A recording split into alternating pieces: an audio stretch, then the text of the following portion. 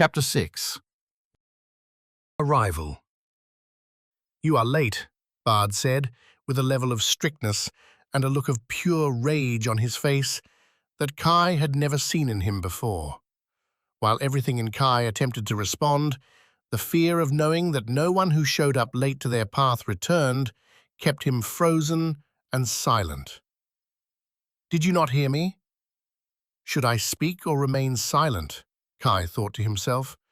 To lie or to make excuses or to even apologize, he knew, would only upset Bard more. Neglecting to acknowledge his shortcoming, however, would simply do the same. "You know all initiates are to report to me before midr, gur. Let's see if you have made it in time. Fafford, bring me the stick." A berserker, with black-striped war paint spread across his face, pulled out what seemed to be an already prepared stick from his side and stuck it in the ground. The stick was near shadowless. "The stick is shadowless.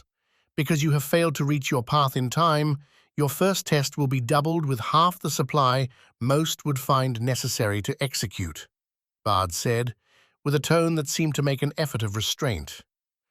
"You will," Bard continued, "bring me 2 elk. Instead of 20 arrows, you will receive 10, with half the normal supply of food to sustain you."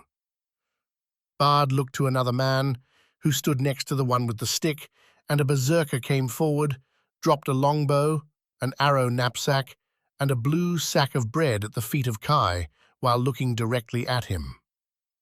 "Do not return to the Langer village. Bring the 2 elk back here."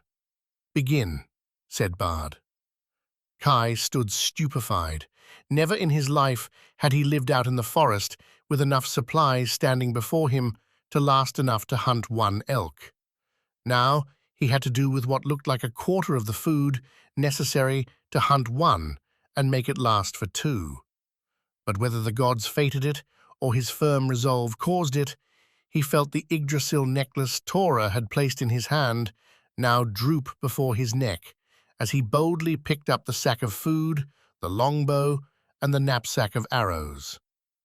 His thoughts from earlier that day of Odin's sacrifice on the world tree returned.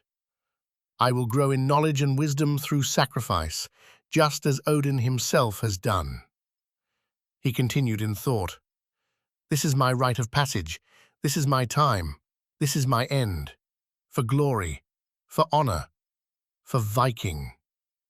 And with these thoughts, he made his way out of the glade and into the deep and dark depths of the winter forest.